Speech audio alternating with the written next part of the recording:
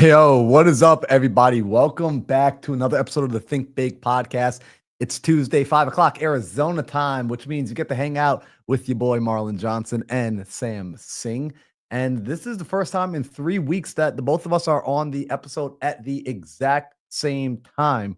We've been having some things going on in our lives and our business, which has caused me to be away on 1 week. It's caused Sam to be away last week, but the boys are back together. You can't stop the funk. Anthony Johnston's already here. I'm excited for tonight's conversation. I have a feeling as we go through the conversation, I want to do my best to keep it rather to the point with everyone tonight.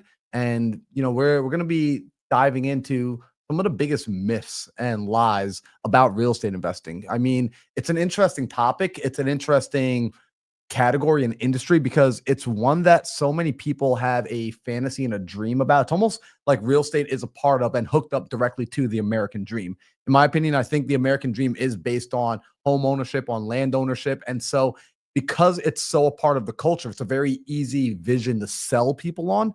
And a lot of marketers have definitely taken advantage of that in the last several years.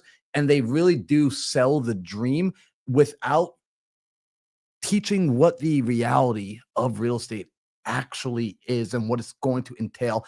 And the fact is, this business isn't for everybody. And if it's not for you, that's not a bad thing. But I'd rather you find out sooner rather than later and not maybe spend your time chasing after a false reality that never existed but was sold to you so that somebody could get you into their $15,000 mentorship program. So, Sam, before we dive into that, how are you feeling today, bro? I'm good. I'm super good. I'm excited to be here. And it's funny, dude, that was just like, holy crap, Marlon's talking about exposing the industry. And I'm like, that's usually my thing, but I'm for it, dude. I'm good, dude. I'm super excited about this one because the amount of people that come to me with false narratives and ideas and expectations. And it's like, you guys know, like my DMs are very open and I try to get back to everyone as often as I can. The trouble that I have is when people come to me and they say something or they ask a question and it points to a worldview that I, as someone who is rather experienced, I'm like, holy crap. Everything you think you know is potentially wrong because you've been listening to marketing headlines from the wrong people. And then it gets overwhelming for me because I'm just like, dude, I don't have the time to like basically address that you're wrong fundamentally. It's one thing to call out like someone being wrong on a simple thing. It is another thing to challenge someone's worldview because their worldview is like, and these are the people when they're like, hey, Sam, how do I make $10,000 the next 30 days? I have no money, no time, no nothing. I've never done anything in my life. And then, but everyone says that's possible. And I'm like, I don't have time to reframe your worldview. But today, hopefully we can do a little bit of that. And I'm excited, man, because I want to spend today going over some of the key myths that are out there. And one of mine specifically is going to be very tactical. And hopefully save people a long time without long time of having to do the thing and not get results and wonder why and pour more money out and wonder why it's not working. But dude, let's crank into it, man. And I'm excited. Dude, it's been a few weeks since we've been here together. So I'm super stoked on that. Let's do it. Dude, it absolutely has. And so, by the way, guys, a lot of you did not get the text message for this episode starting off. So I'll send it out in a little bit. Here, I'm going to make my point first, and then I'll send it out in a minute. But if you guys are on here and you realize like you don't see your friend in the comments and you normally see your friends in the comment, go ahead and send them this episode, share the episode with a friend, be a friend. The first thing that I think needs to be addressed, and this is probably to me the most obvious now, that real estate is often presented as this ultimate rainbow road to passive income. And what's funny is I was hanging out with one of our buddies 2 weeks ago, Ryan Schroep, and he and I were out in Utah. We were shredding on the mountain. And while we were riding the lift up, we were just talking about like how many people reach out to your DMs or reach out to you about getting into real estate. And when you ask them what are their goals, they always paint this absolutely perfect picture of real estate is the ultimate vehicle for passive income. I just want to have 10 properties and then I never have to do anything ever again. I can just lay in bed till 11 o'clock in the morning. I can go out and drink espressos and I could travel to Italy and I'm like looking at them like, One, that's not true, right? Like the passive income dream that you've been sold, real estate requires active work, active income to go out and get the properties, to maintain the properties, to manage the properties. And then it can create for you residual income, but not passive income. And the reason I use the word residual income is because residual implies that you have to put work and effort in, but for the work and effort in, there are going to be benefits that continue to come to you after the work and effort slows down, after the work and effort takes a break, that the income will still keep flowing in, but it implies that you still have to come back and keep pumping this well, pumping this, priming this well every now and then. And so when we look at real estate and you start to picture yourself in a place where, okay, I want to create income that comes in month after month, that's more of a recurring model.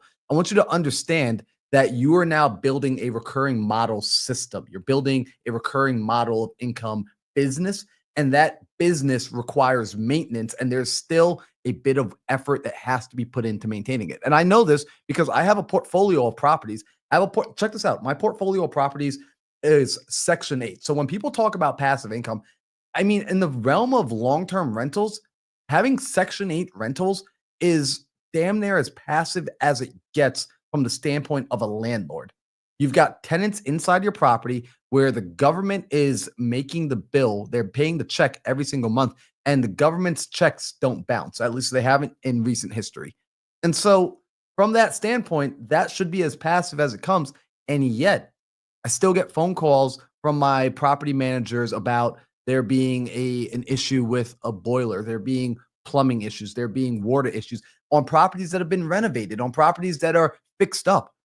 And so you can't actually fully take your foot off the gas, and you can't take your hands off the steering wheel and close your eyes.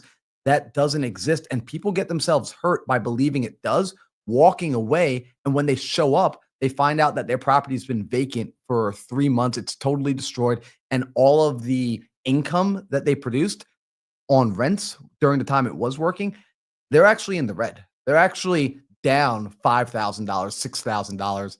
And now they're in the hole on this property. And you become a motivated seller. You become a tired seller, a tired landlord. And so I want to throw out the idea that passive income, and this isn't me saying don't buy real estate. I'm all about buy real estate. I'm all about owning properties. I love depreciation. I love the net worth accumulation that's done for me. I love, there's so many benefits to it. However, don't get into this, don't fall in love with this idea that you're going to be able to buy this stuff and then sit back and do nothing.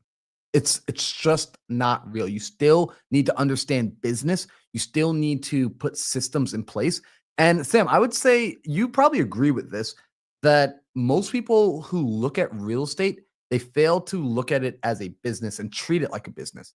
And the way I look at each property, to me, and I correct me if I'm wrong, to me, each property in and of itself is a business in a box, right? Like it's its own independent business, right? Because you've got a customer that's your tenant.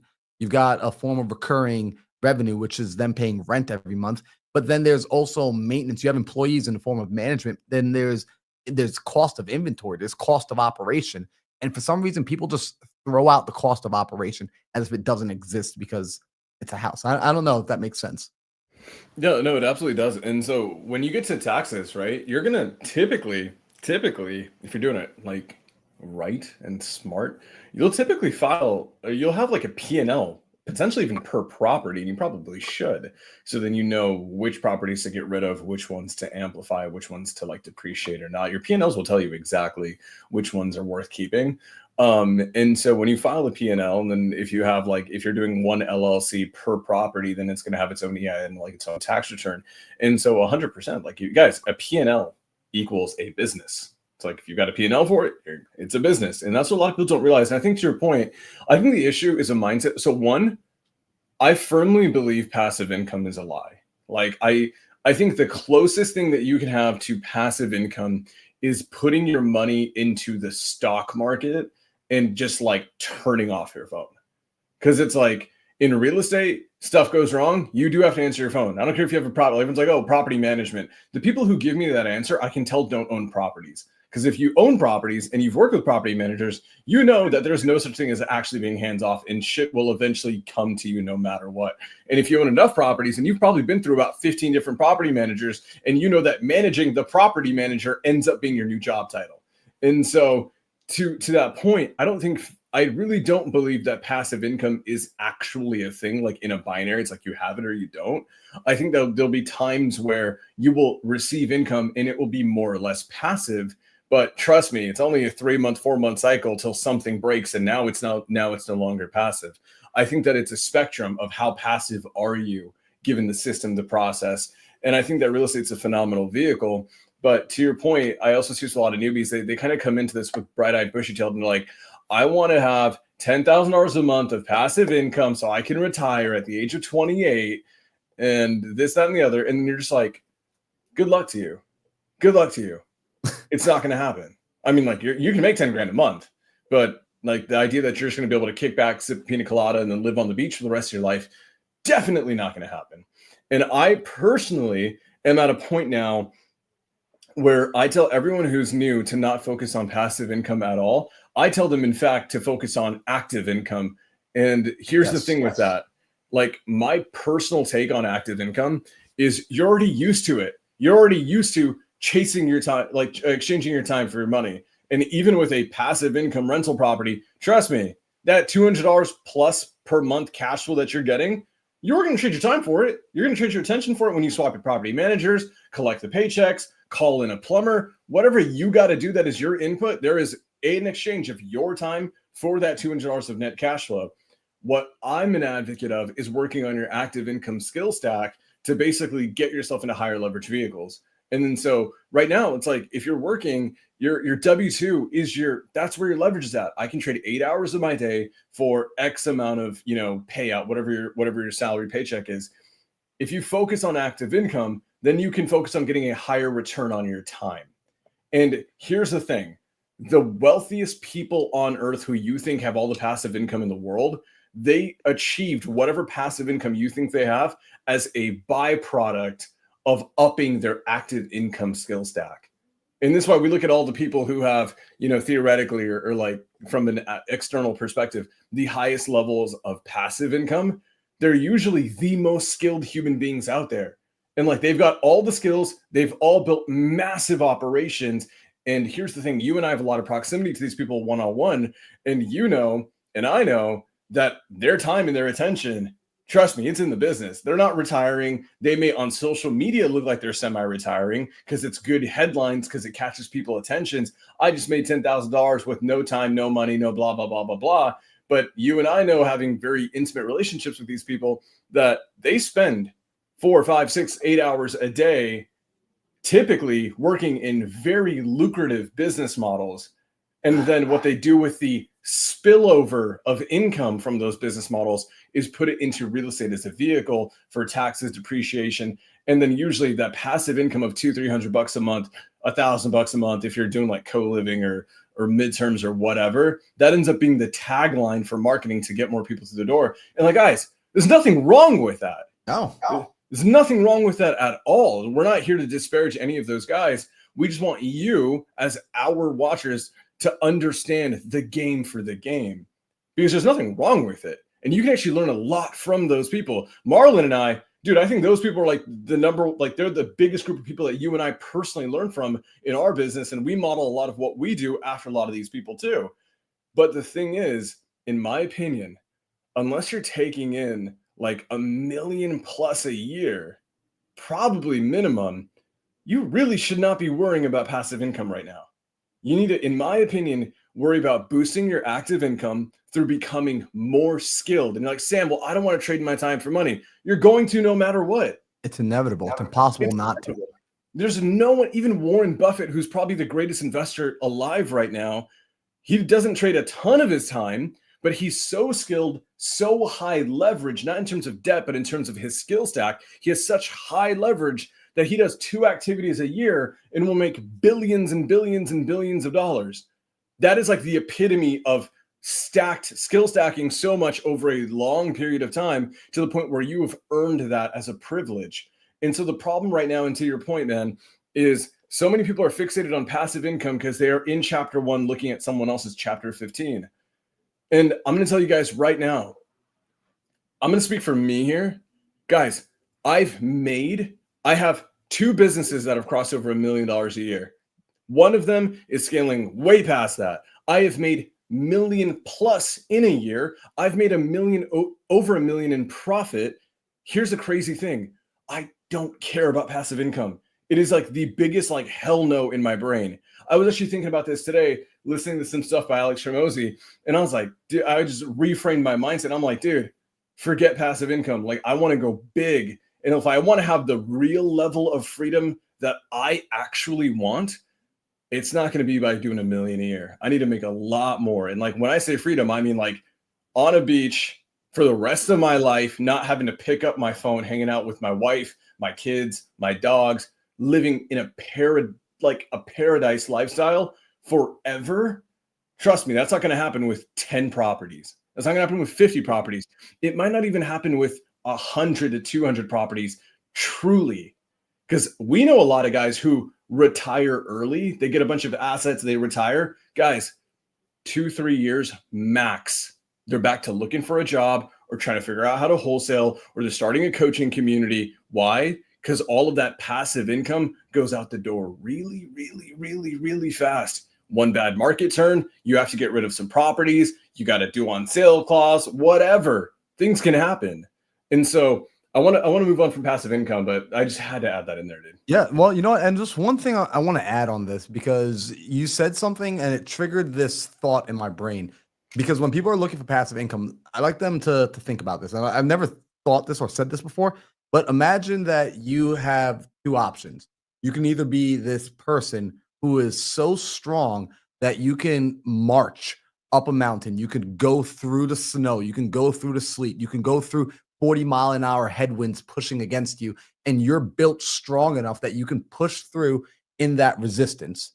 Or you can choose option B, where there is no resistance, you're on flat land, and there's nothing standing in front of you. You just have the ability to walk. And both of these people are going to move at 5 miles an hour. Which person would you rather be? I would say that it would be more valuable to be the person who's, although you're both moving at the same speed, the person who's going through all the resistance, because that individual has the ability to exist in both planes. That individual, if I took him and I put him on this flat plane, he's going to now run with super speed like Quicksilver. But if I took this individual and put him into this environment where he's got to go up a mountain through the snow with the headwinds, he wouldn't be able to last. He wouldn't be able to sustain. He doesn't have the ability or the option to even exist in that realm. And so that's, to me, the people who are chasing passive versus learning active income and are continuously building themselves actively. This person will be able to exist in both seasons. When the market's going great and everything is good and everything is green and everything's going up and everybody's making money hand over fist, everyone's happy. But when the markets get rough, the individual who has that skill set, as Sam said, who stacked skills, that person is still good because they're like, I can make money in an up market, a down market, or a sideways market. And quite literally, if you're only being sold on the idea of being an effective entrepreneur on the upside of things, when things are working well, not a good thing, not a good place to be. All right, let's keep going here. Really quickly on that, just last thing on that, we'll move on. I hate this. I hate this ideology. And if you're listening to us, you probably won't fall into this ideology. You can't save your way to financial freedom, in my opinion. Not in today's day and age. Maybe like 50 years ago. Saving your way, if you want to change your life financially, have financial independence, live a quality lifestyle, be able to provide for your family. I'm not saying don't save your money. I'm not saying spend it all. But like, saving should not be the focus. The focus should be on how do you make more money. I'm telling you right now, I've tried the broke bitch model of trying to save my way to a better life.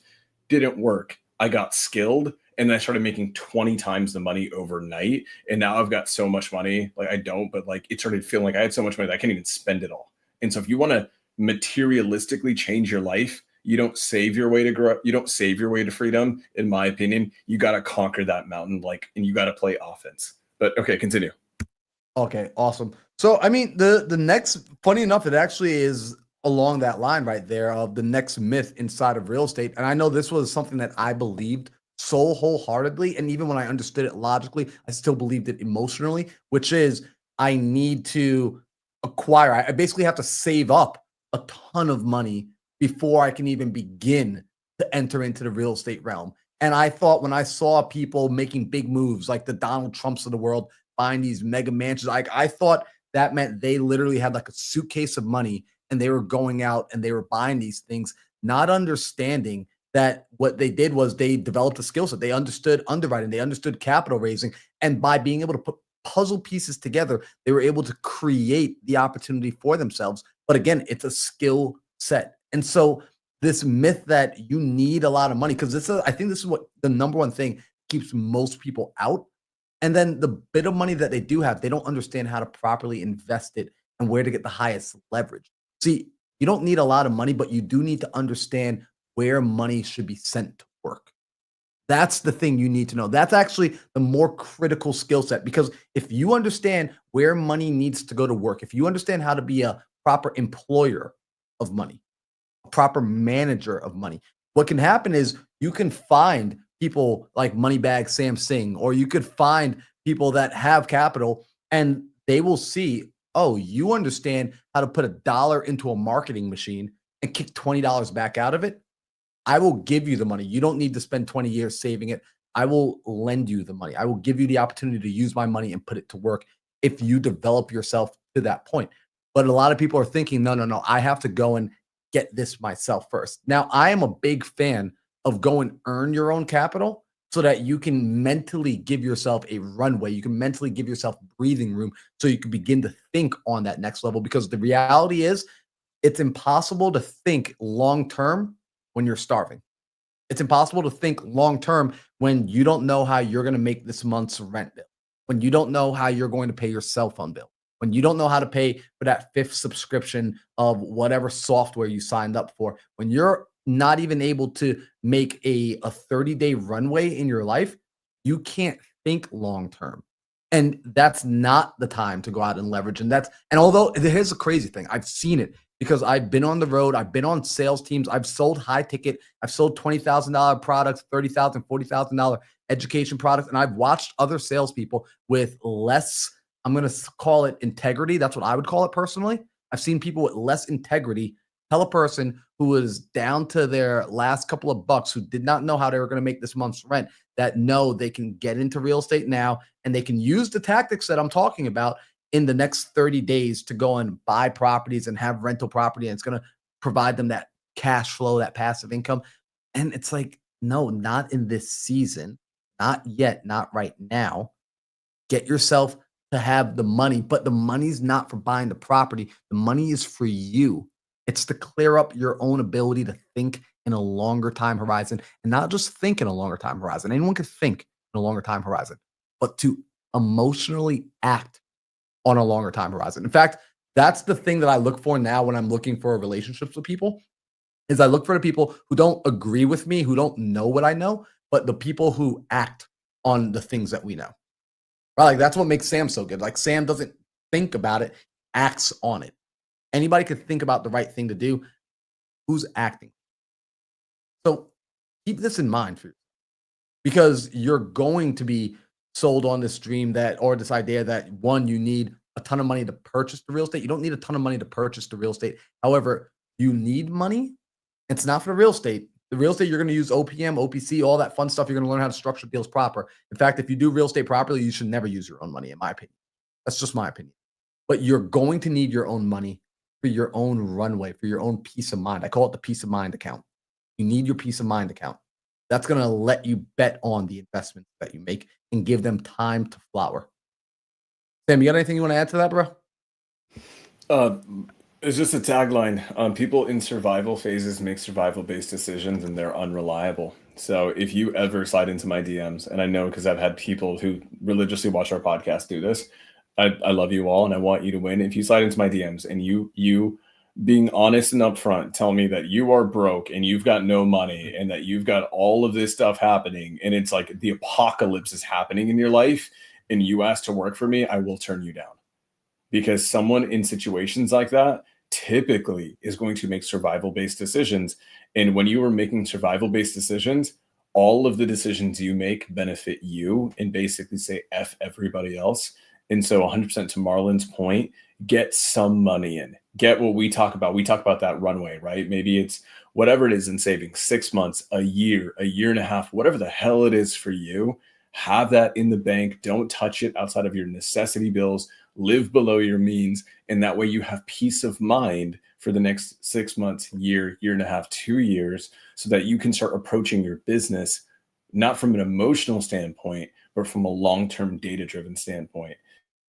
As get bigger, the funny thing is the best business decisions, you don't make money anytime soon at all. It takes forever. Like everything I'm doing in my business right now, I'm making good money, but almost everything that we're doing to build to what we want to build, we're basically saying no to every short-term paycheck possible to have the long-term exponentially larger payout. And so awesome. Love that. Let's move on. Love that. Okay, so the next myth here is, and this is going to be an interesting one. So, guys, hang on for a second because you might feel slightly offended when I first say it, but stick with me. When someone tells you that they have nothing to sell you, they usually have something to sell you because, look, I promise, and like I've said it to you, you guys have heard me say I've got nothing to sell you, and that's a lie, right? To a degree, we're always trying to sell you on something, but you got to ask, what am I being sold on? Right now, typically, when Sam and I are here, we're selling you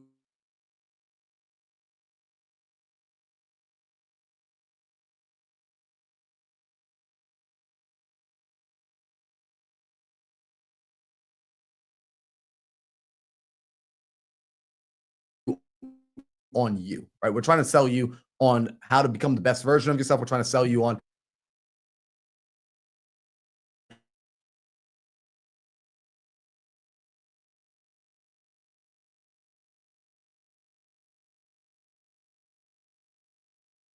Did we just lose Marlon? Did Marlon just cut out for everybody else, or is that just me?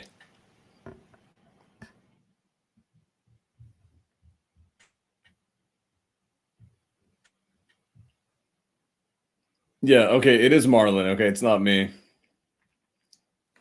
Damn. He was going. Okay, let's give it a sec, guys, because I don't even want to pick up the baton right now. Imagine having a whole podcast studio and it still cuts out. That's just sad. That's sad. Okay, but until he's back, I will say this, guys. The reality is, for a lot of folks here, we 100% are selling, and so you guys know we have businesses behind the scenes, sure. But what we sell on YouTube specifically is, like, to his point, we sell you on the idea of you getting better, of you making more money, of you starting your business or growing your business. But a lot of what we do is also just selling you on trust. It's a different ball game than it was 100 years ago, guys. Like, as a guy who doesn't do coaching, who doesn't sell mentorship, who doesn't have a course, who doesn't have a workshop, who doesn't have a Facebook group or school community or a million other things that you're used to being sold, it doesn't mean that I won't sell something to you down the road. Right now, I may just sell you on trusting me so you can give me your money so you can lend with me. It may be down the road where we have franchise businesses that we can roll out, and then I need you to have trust and relational credit with me so that you'd want to be willing to give me, I don't know, 50 grand on a franchise fee, 150,000 on a franchise fee, whatever the hell it is. Everyone is selling all the time. And once you understand that, and that's like, there's nothing wrong with that. I think the person who's done it the absolute best is Alex Hormozy. He has consistently made it a point to tell you that he isn't going to sell you anything right now, tangibly short term, but he was for like 4 years straight, he told everyone all the time, I'm not going to sell you something right now, but it doesn't mean that I'm not going to sell you something down the road, whether that's his books or now he has his workshops. And the cool thing is this, I've never seen anyone tangibly actually go after that man by calling him a guru and a scam artist and any of these things, because by the time he came to sell, by the time he decided to cash in on that goodwill, on that trust, he had 4 years of just building so much trust and authority and credibility and reputation. And essentially that's what we're doing. Like, that's really it. And a lot of people don't realize that it is okay for people to sell to you. It's not the end of the world. Everyone always acts like, well, if you got a link in your bio which links to anything at all, you're a bad person or you're just like a guru. And by and large, it's kind of not true at all. We know a lot of gurus. They're all my friends. Like literally every friend that I have. You're back. Hey, man. Yeah, I got no idea how long I was cut out for. It froze on me, and The last thing you said is you're selling them on themselves. Dang. Okay, you guys missed a whole. I had a whole monologue in there just now, man. It was good. Then I'm just like, oh shit! You just left me after that. You were on a high, and then you totally just dropped me, and I'm just like, oh shit! Now I got to cover this. But continue, please. Yep. So, guys, essentially, I'm gonna do my best to pick back up where I left off of, and sometimes, like, I'm just like, it's coming out of me, right? It's channeling, so it might not come out the same way. But when you hear that, like, someone doesn't have anything to sell you, like, hey, I'm a New Yorker, right? I'm originally from New York. I'm typically skeptical of most everybody, just being honest, right? When you walk in front of me and you stop me and you ask me for 5 minutes, I'm thinking to myself, all right, what are you trying to sell me? What are you trying to push me? Like what's the catch? What's the gimmick? It's just the way I was raised. So I'm naturally skeptical of everyone. And there's a truth to the fact that everyone that does interact with you is trying to sell you something, but it doesn't always mean it's a pull out your credit card and buy my course sell. They're trying to sell you on their idea. They're trying to sell you on themselves. In fact, every person is a salesperson, yourself included. When you go out and you meet people and you want them to like you, you're selling them on, it's a good idea to be friends with me. It's a good idea to do business with me. If you're dating, you're selling the other person on, it's a good idea to date me. If you got kids, you're selling them on the idea that it's a good thing to be a good person and to treat others well. So let's establish that foundation that every last one of us is in sales. So now, with that being the case, when we step into this real estate space and people will say, no, there's nothing I want from you, I'm skeptical of that person, especially if they're standing on stage speaking to me and presenting and putting on you want something from me. I'd actually rather you be honest and tell me what it is you want from me so that I can make sure that our intentions are in alignment, because that's the thing that matters the most. It's not don't ever get sold. Guys, I get sold all the time. I love being sold. Because to me, sales is service. And when you sell me something, you're helping to create and fill a gap. You're filling a gap in my life to get me from where I am to where I want to be. Sell me and sell me some more. However, make sure it's in alignment with yourself. And so oftentimes we don't take a moment to figure out, where is it that I'm truly trying to be? Why am I like, why do you guys come and listen to the Think Big podcast? Are we in alignment with you? Is us selling you on yourself? Is us selling you on the idea that you're more than capable, that you don't need another 30, 40, $50,000 package program to get to your goals? Is that in alignment with where you're at? Because if it isn't, don't be here, because that's what we're selling. And we're going to unapologetically sell it every single time we get on the stage. But you need to recognize that when you step into that space, everybody in real estate does want something for themselves. And so even though we have these go-giver mentalities, here's the interesting thing, and I want you to really recognize this. Even a go-giver has desires. Even the person who gives the most, I mean, heck, even God, if you guys are spiritual, right? Like, that's the most ultimate go-giver. If you believe in a God, you believe that he gave everything. And even his giving is conditional on what? He desires your love, your attention, your obedience. And so recognize this and start to look at those people in your world who are the go-givers, who are, wow, that person's just giving so. No, you're seeing that they are just so dang good at what they do that when they sell, it doesn't feel like they're selling. And don't get upset by that. Learn from that. That's why Sam said earlier, we have a lot of friends who go out and they present. In fact, this is one of the interesting things. I wanted to say it earlier, Sam. The people that get on social media and sell the lifestyle of real estate, sell the passive lifestyle, the wake up and work from anywhere, the sip a cup of coffee with the beautiful balcony view of Dubai. And it's a balcony view on a beach, on a mount. God dang it, you're right. Right. Or the Infinity Edge pool with the laptop hanging on the edge. First off, no one does that. No one brings their laptop to the edge of the Infinity Edge pool to actually work. Like, that's just stupid. All right. But it does make for a sick photo, right? Like it is absolutely. Listen, I click on those photos, I double tap them, so I get it. But the reality is that doesn't happen. And here's the funny thing, right? Like they're selling you on this reality. And when they do this, here's the interesting thing that I want you to understand. The lie is it takes no time to do this. It takes not a lot of effort. It only takes 2 hours. Those people are some of the hardest working people I know. The easier they make their life look on social media, it's paradoxical, the harder they are working in the background to create that appearance. The easier their life looks on social media, the harder they work in the background. The more that they show you that they're just doing a 2 hour lifestyle, the more they're working 15-hour days. At least the ones with integrity, the honest ones, the ones who are actually producing. So just keep this in mind that you're being sold something and your job is to understand the reality of what's being sold and not to just say I'm not buying it, but just to make sure it's in alignment with you. That's your job. And if you're not going to do your own due diligence, don't be upset later down the road when you buy into something that doesn't actually serve you because the person selling is going to make sure at least that person has intention. They're going to make sure it benefits them. Your job is to make sure it benefits you as well. All right, I'm done. I'm off my horse. I'm off my soapbox. That's a good one, dude. That's a good one. Yeah, guys.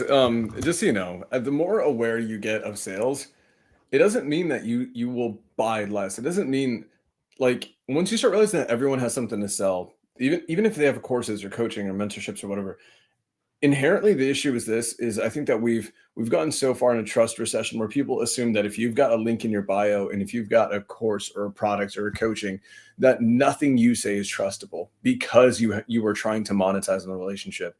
And I'll tell you right now, it's like as someone who doesn't do any of that stuff and who has bought almost $200,000 of masterminding and coaching and mentorships and all that, um,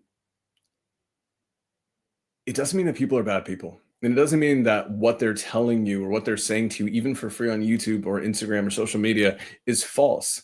It literally just means that they've decided to draw a line in terms of what level of access they're giving you and what level of themselves are they going to give you.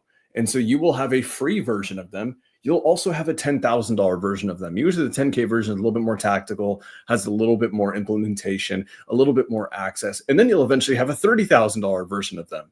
And that version is going to be the one that that's usually where the rubber hits the road, assuming they're good people, assuming that they actually know what they're talking about.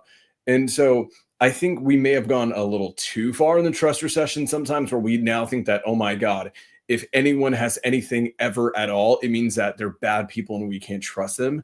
It's like, no, everyone is allowed to receive from what they give to the world.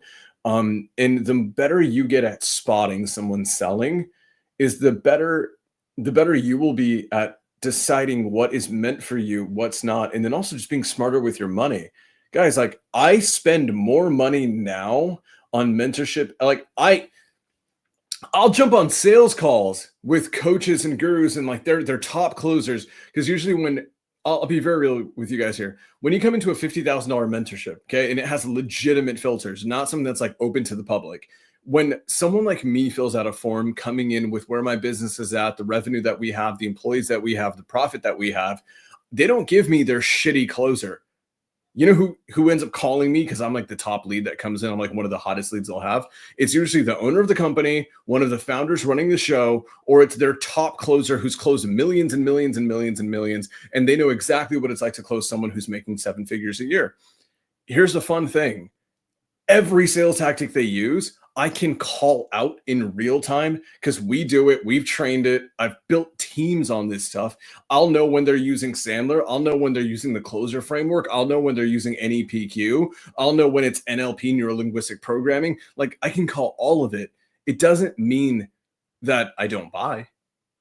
What Marlon said earlier is like the golden ticket. I just become Brett spotting a sale for a sale. And then once you spot the sale for a sale, you can have a little bit of insulation, which allows you to not make an emotional decision sometimes, and then decide tactically, is this thing in alignment with what I need? Is this a solution that I truly believe can give the result that I want? If so, Who gives a shit if they're selling? And that's like, I keep seeing this online where everyone's like, oh my God, he's selling something. He's selling something. So Hermosi's selling stuff all the time. I'll pay that man whatever the hell he wants. We're going to pay him a lot of money this year. Like an extreme amount of money this year. And like, we're like, dude, all day he could charge us $250,000. We're still going to pay it because we believe that he can drive the result that we are looking for. So everyone is selling. That's like the thing, right?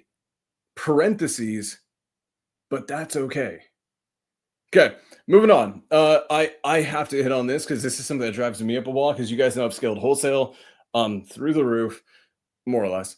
And I am very much in now entering a very cool kind of space in enterprise value sales, private equity, and doing a lot of stuff with portfolio businesses to grow my net worth and have some really big exits coming up here in the next 12 months. Ideally, the next 12 to 24 months. I need to say this because there's been a lot of conjecture, a lot of back and forth, and like, well, someone said this, someone said that. Well, this influencer said this, but whatever. You can't sell a wholesale business for any worthwhile multiplier. Okay, if you guys want a headline, it's this. It's you can't sell a wholesale business. That's the headline. Now, let me provide context to that. Because we hear that, and then a lot of people go online, they're like, well, Sam said you can't sell a wholesale business, and they're going to say that on Facebook, and then you're going to have 25 different people comment about insert random person who sold their business, whatever, blah, blah, blah, blah, blah, and there's no context. And so when we talk about selling businesses and having business multipliers on your EBITDA and having enterprise value and valuations, we're thinking selling your business to some form of a private equity firm in an actual marketplace that's actually worth something. Is there any even micro PE company that I've ever seen confirmed that has bought a real estate wholesale business? No, not a single one. But I do know of people who sold their wholesale businesses to private buyers.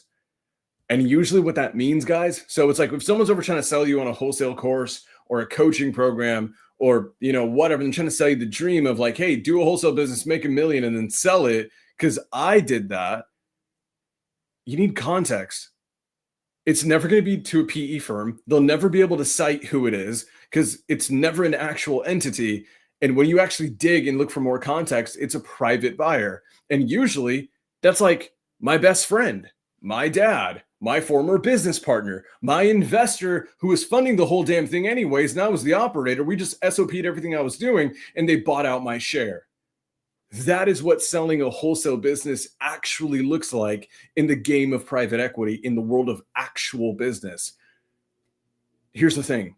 A lot of people hear that. And that is the definition, like that is the definitive truth. I've talked to the biggest names in the industry who've made tens of millions. Some of them have made 100 million plus in wholesale. And they've all said the exact same thing to me. You can sell it, but it's going to be to a friend. That's about it. And that's okay. There's nothing wrong with that. You can actually sell any business on earth. Effectively, any business can be sold. It's just what type of buyer are you looking for? If you're looking for a big institutional buyer with a 4x multiplier on EBITDA, with this, that, and the other, so you can go and shout it out on social media, it's not going to be a wholesale business. Very often, a coaching business also doesn't have like you're not going to sell a coaching business for 100 million typically, unless you're doing like $1 billion in sales. Like it's not a thing. Why? Because there's too many moving parts. It's not repeatable enough business typically. It's very often based on a personal brand or two or three. And usually when you sell the business, your personal brand doesn't come with you. And so these businesses can be sold. Heck, there's even PE firms that are buying education businesses and coaching businesses, but they're going to sell them like way lower than you'd ever like think. So when you're getting into these spaces and you're trying to decide which business model to pursue, don't get into a wholesale business if you want to be a 9-figure earner. It's not going to happen. Don't get into wholesale if you think that you're going to scale it for 2, 3, 4 years, gas it, and then sell it for 100 million or 50 million or whatever the heck you think you're going to sell it for. Not going to happen. And I want you to be very discerning on the myth behind these things. You can't sell a wholesale business in and of itself. Sam buys houses, not a thing. Not a thing. Can't sell it. Friend, but not to a PE firm. What, and you know why? You don't own, there's no IP, there's no intellectual property. You own nothing in a wholesale business. Because if you guys think about it, a wholesale business from A to Z is a collection of other people's products and services. It's someone else's leads, right? Or data or PPL, someone else's lists or their data or wherever your lead flow is coming from. It's someone else's cold callers. It's someone else's texting platform. It's someone else's dispo software. So in a wholesale business, what do you actually own? Your sales process, and that's about it. Like that's the only thing that you actually own very often. And the problem with sales processes is they're not really worth much at the end of the day in PE because there's a new sales process coming up every 5 minutes, and they're all phenomenal, but usually they're all ripoffs of each other. So it's such a egregiously overdone industry where they're not worth anything either. So when you look at these big wholesale companies that are worth hundreds of millions, the transacting and selling of the contracts is not what's making them worth hundreds of millions. And this is where I want you guys to be a little bit more discerning so you don't get sold to unless it's okay and in alignment with what you're trying to do. The ones that are worth hundreds of millions aren't wholesale businesses. They're franchise models where they're basically taking their SOPs and selling that to an individual and saying, hey, if you copy our SOPs, this, that, and the other, and I pay you, and you charge me $50, $100,000, or sorry, $50,000, $100,000 or more. Sometimes I've seen them get pretty big. You can then copy and paste my model under my logo and then start it in your own area. That's called a franchise or a licensing model. Now, those are totally different businesses than wholesaling. Those are sellable. That's why it's a scale. You guys, when you guys think of some of the biggest wholesale companies that come to your brain, you're actually not thinking of wholesale companies. You're actually thinking of franchises and licenses. And then the other way of like, really, if you do want to take your wholesale kind of knowledge and expertise and growth and then sell that, you will then package it into an education business. And then now you're in an education business model. That's not a wholesale model. Can you sell it? Yeah. Probably sell it for a little bit better than the actual wholesale company to a private buyer. Will PE buy it? Probably. Are you going to get a 10x multiplier on it? Hell no. I want you guys to understand that because there's just a lot of back and forth with that, especially on social media when someone's trying to sell you something. But that is the actual truth of selling a wholesale business. And it doesn't mean that a wholesale business is not a good business. A lot of people they'll think that, hey, oh, well, Sam said he can't sell a wholesale business for 50 million to 100 million on a 10x multiplier, blah, blah, blah, blah. I shouldn't do it. No, if you've got no skills and you want to develop skills, I firmly believe, Marlon, I think you and I agree in this, with all of the downsides it may have at some points, there is no single greater vehicle in the ecosystem of real estate to give you a ridiculous level of skills that are super transferable compared to wholesale.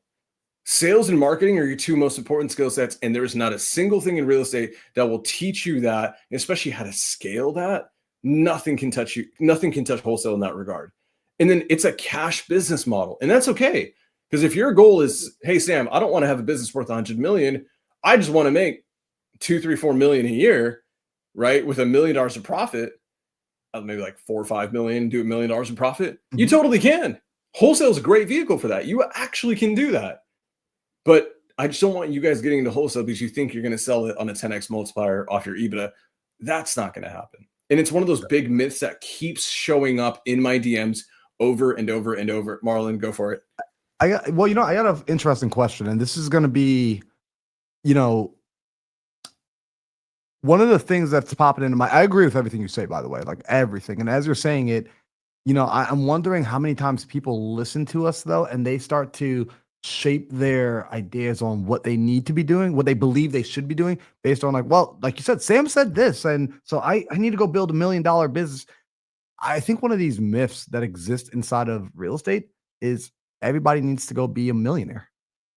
Like this is, and like, hear me out. Like I'm curious to know, how many people, when you talk to them, how many of them do you look at them and you're like, oh, no, you, based on who you are, based on your characteristic, based on your drive, your ambition, your personality, yeah, you need to go and make these like millions, like, because you're a mountain climber and you just enjoy the climbing, you enjoy the hunt, and this is your measuring stick. And no, you're more of you enjoy the building of the hut and building of the home and building of the area and then protecting and growing your garden and enjoying your garden. And you don't need to be a millionaire. You need to make $300,000 a year and, go and build a family. And I think when people are getting into real estate, they start to adopt this vision like, the only way for me to be happy is like I need to go and make a $10 million exit.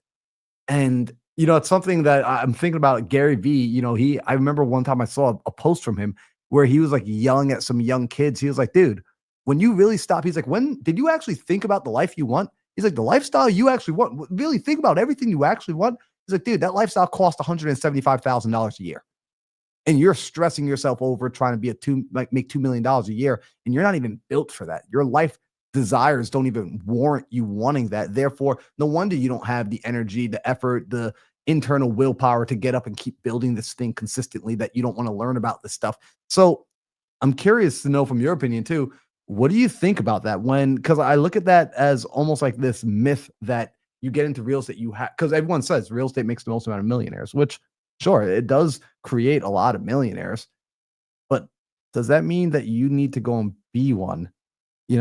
That's a question I got for you there. And I don't know if I worded it in a question. I think I just kind of said a lot of things. You're good. Here's my thing on that. I think that, to your point, not everyone needs to be a millionaire. I will say this is raw reality. If you want to live an abundant lifestyle and you want to raise a family, it is a matter of time before the rate of the economy, inflation that we've talked about in this past. At some point, trust me, $1 million, like maybe a year, is maybe not too far away. I think 10 years from now, it's like that's going to be normal. Look at California right now, right? I have friends in SoCal who literally have $500,000 salaries who can barely afford mortgages. And so it really just depends on, the lifestyle that you want and the places that you're okay with living. But if your goal is like, I want to surf and snowboard and do travel across the world all the time, and there's going to be a price tag associated with that. And it's on you to have the self-awareness to decide what that is for you to feel fulfilled in life, and just isolate that number. And here's the other thing that I want people to also just be aware of. As you get older and you build out the family, just make sure when you're doing these projections, because guys, 20 grand a month right now will not serve you, if you're single, is not going to serve you the same way as 3 years from now when you've got a spouse and a kid. Different story. Now 20 grand a month doesn't get you as far, right? And then now you have 2 kids. 20 grand stops becoming as fantastic as it might be right now. So when you're doing these projections and you're trying to forecast in the future, you know how we account for inflation? People don't account for like their minimum dollar amount as their lifestyle progresses. Also, I'm going to be real here with you guys. Even if you're like, hey, I'm not a guy like Sam who wants to go and build and conquer the mountain. Like I'm a mountain conqueror. Like this is my goal. This is what drives me. And you may just be like, I'm cool with $250,000 a year. Awesome. Cool. Trust me, as you get older, your tastes may get a little bit more expensive as your body wears down, right? And you want to start having a little bit more luxuries in life. That 20 grand may turn into 30, may turn into 40. Our goal for you guys is for you to just be aware of that from the get-go and just project along the way, right? Have those financial models built out the right way to understand, like, okay, so Anthony, just a family of 600K, and yeah, 100%, especially in Northern California. I live in Central California. I'm like the only affordable part of California, and I know what's happening in NorCal and SoCal, and like retirement's not a thing. If you're living in NorCal or SoCal, retirement ain't a thing unless you're making millions a year, like minimum millions. And so I also want people to understand, to Marlon's point, it's okay to have your own vision for your own life. And it doesn't have to be mine or Marlon's or Alex Hermosi's. And Marlon and I have been pretty, strong advocates of this kind of phraseology. And that's that if you don't have a strong enough vision for your own life, you will subconsciously adopt someone else's vision. And that is a very dangerous position to be in because you will waste away years of your life building someone else's vision that was never your own. And so it's so important to be able to sit down and self reflect and be self aware of what your goals are in life. And so this again goes with the wholesale side for a lot of guys, a lot of young guys that come to me like, Sam, I want to be worth hundreds of millions and I want to do the big PE game and I want to be an 8-figure exit, blah, blah, blah, blah, blah. And then I'm like, well, why have you been wholesaling for 2.5 years then? Nothing wrong with wholesaling. Just understand the reality of what that is. It's a cash vehicle. It will make you a lot of money and you can do it extremely profitably. If you like listen to Sam saying 100%, you can make tons and tons and tons of profit doing it. You're just not going to make a $50 million exit on the business. And that's okay.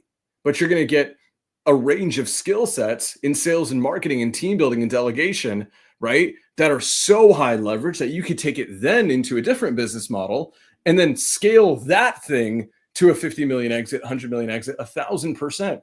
A good friend of both of ours is a guy named Naaman Taylor. I had a phone call with Naaman Taylor earlier today. Naaman is one of my closest friends. I don't have many friends, very honestly. I've got like 4 friends in life, period. And Naaman's one of them. Naaman made millions in wholesale. Millions. And guys, I know all the BS guys and like the BS gurus who are wholesaling. And then we've worked very closely with Naaman's team and they crushed. They were like they up to. That's like who you want to be when you grow up. You know what he did? He eventually decided, I'm bored of this cash game. I want to go build something big. He took his high leverage skill set into a roofing business. Guys, I'm not going to say their numbers, but they're doing 8 figures, multiple 8, like they're doing some big numbers.